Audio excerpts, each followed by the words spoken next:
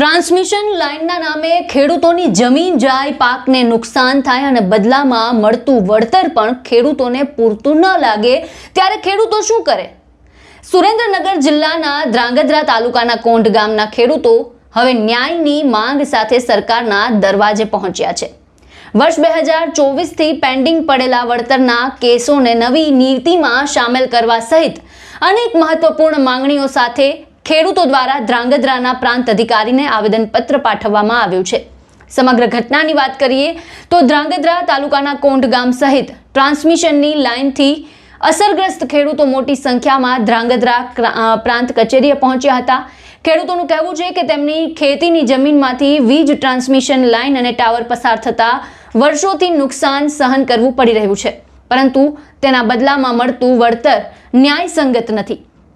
ખેડૂતોની સૌથી મોટી માંગ છે કે વર્ષ 2024થી પેન્ડિંગ રહેલા તમામ વળતરના કેસને રાજ્ય સરકારના નવા પરિપત્ર હેઠળ આવરી લેવામાં આવે, જેથી તમામ અસરગ્રસ્ત ખેડૂતોને સમાન લાભ મળી શકે। શું માંગ છે ખેડૂતોની અને શું રજૂઆત કરી છે તેમણે, સાંભળો। ભુવા સુરેશભાઈ મહેશભાઈ છે। હું હરિપર ગામનો રહેવાસી। મારી જમીન જે વાવડીની સીમની અંદર જમીન આવેલી છે, જે 765 કેવી જે લાકડિયા અમદાવાદ જે વીજ લાઇન કે જે 6 મહિના પહેલાં જ્યાં અમારે પોલ અને તારનું કામ જે પૂર્ણ ચાલુ હતું અને અત્યારે જે ડિસેમ્બરની અંદર પૂર્ણ થઈ ગયેલ છે અને અત્યારે હાલ વીજ પ્રવાહ ચાલુ છે। અત્યારે જે સરકારની જે માર્ગદર્શિકા આવી, જે જીઆર આવ્યો, એમાં અમારી લાઇનનો કોઈ પણ સમાવેશ થતો નથી। તો અમે જે 12 ગામના અસરગ્રસ્ત ખેડૂતો સરકાર પાસે એટલી રજૂઆત કરવા આવ્યા છીએ કે એ જે અત્યારે જે નવા જીઆરની અંદર અમારી લાઇનનો સમાવેશ કરવામાં આવે, નકર અમે ઉગ્ર સ્વરૂપે સરકાર પાસે એટલી માગણી કરીએ છીએ કે અમારી લાઇનનો જો સમાવેશ નહીં થાય તો અમે પાર્ટ 3 ઉગ્ર સ્વરૂપે આંદોલન કરવા સમગ્ર ગુજરાતનું અમે આંદોલન કરવા જઈ રહ્યા છીએ। આ અમારી એક લાઇન નથી, આવી જે 8 લાઇન કે જે અગાઉ પૂર્ણ થઈ ગઈ છે, જે પૂરી થઈ એનો 6 મહિનાનો પણ સમય નથી થયો હોય, તો અમને અન્યાય કેમ? અમે અનેક વાર સરકારને, મુખ્યમંત્રીને અનેક વખત રજૂઆત કે જે કલેક્ટરને પણ અમે અનેક વખત રજૂઆત કરેલી છે, તો અમારી લાઇનનો સમાવેશ કરી અને અમને પણ ન્યાય આપવામાં આવે। આજ રોજ અમે ડેપ્યુટી કલેક્ટર સાહેબને આવેદનપત્ર આવ્યા છીએ અને અમારી માગ સ્વીકારો એવી અમારી સરકારને નમ્ર અરજ છે। જય જવાન, જય કિસાન, જય જવાન, જય કિસાન, ભારત માતા કી જય। આજે અમે ધ્રાંગધ્રા તાલુકાના અસરગ્રસ્ત ખેડૂતો જે આના સિવાય 8 લાઈનો જે અત્યારે ચાલુ કરી દેવામાં આવી છે, ત્યારે અમારી મુખ્ય માંગણી એ છે કે ગુજરાત સરકારે જે ઠરાવ હમણે 2 દિવસ પહેલાં જાહેર કરવામાં આવ્યો છે, તે 8 લાઈનના ખેડૂતોને એમાં સમાવેશ કરવામાં નથી આવ્યો અને આ સમાવેશ કરવામાં નથી આવ્યો તો મારે ગુજરાત સરકારને વિનંતી છે કે જ્યારે કેન્દ્ર સરકારનો આપણે ઉર્જા મંત્રીનો પરિપત્ર જે સપ્લિમેન્ટરી ગાઈડલાઇન છે, એ જે તારીખથી કેન્દ્ર સરકારે સપ્લિમેન્ટરી ગાઈડલાઇન પ્રમાણે જે તારીખે ઠરાવ રજૂ કરવામાં આવ્યો, ત્યારથી જ આ ગુજરાત સરકારના જે પણ ખેડૂતો હોય એને આવરી લેવામાં આવે। આમાં તો વસ્તુ એવું થશે કે અત્યારે જે ખેડૂતોને અત્યારે કામ ચાલુ છે એ જ ખેડૂતોને આ લાઇનની આ ઠરાવની અંદર લાભ મળવામાં આવશે। અને બીજો, અત્યારે 6 મહિનાથી છેલ્લા હરિપર વાવડી ગામના ખેડૂતો લડાઈ લડે છે, તો એમનો શું વાંક? એટલે અમારે સરકારશ્રીને વિનંતી છે કે આ ઠરાવની અંદર જે 8 લાઇન ઓલરેડી ચાલુ થઈ ગઈ છે એનો સમાવેશ કરવામાં આવે।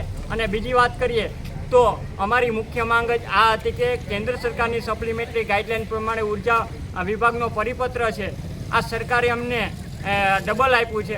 અમારી મુખ્ય માંગ જ એ હતી કે બજાર ભાવના 4 ગણા આપો। આપણે રાજસ્થાન એસઓપીની વાત કરીએ, રાજસ્થાન એસઓપી આપણે 4 ગણા બજાર ભાવના 4 ગણા આપી શકે છે, તો ગુજરાત સરકાર કેમ નથી આપતી? અને અમારે જીતુભાઈ વાઘાણી સાથે પણ મિટિંગ હતી, ત્યારે સતત 1.5 કલાકની મિટિંગની અંદર જીતુભાઈ વાઘાણીએ ખુલાસો કરેલો હતો કે કોઈ રાજ્યની અંદર વળતર નહીં ચૂકવું હોય એ ગુજરાતના ખેડૂતોને ચૂકવવામાં આવશે। તો આમાં ગુજરાતના ખેડૂતોને ખરેખર અન્યાય થયો છે।